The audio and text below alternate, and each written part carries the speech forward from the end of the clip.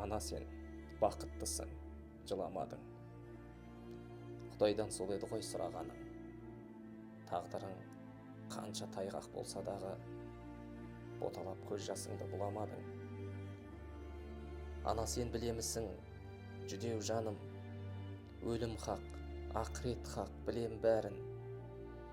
Анадан бір, ағадан екі айырылып, тартуға тура келді тағдыр жүгін. Тайғұлындай тепіскен тете еді, артына қараған жоқ, кете берді. Небәрі 43 жыл ғұмыр кешіп, ажалға тұра алмады, есе берді. Көз алдымнан кетпейді өлім сәті. Қайтейін, амалым жоқ, болдым қапы.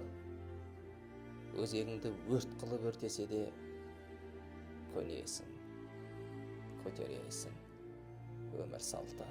Ана, сен 80-десің тірі болсаң, мен 40-қа келемін тірі болсам.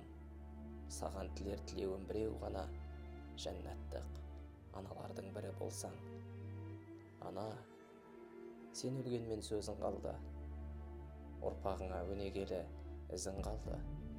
Көзден ұшып бақиға кеткенменен, жүрегімде сақтаулы жүзің қалды. Қош ана, ақыретте жолғармыз.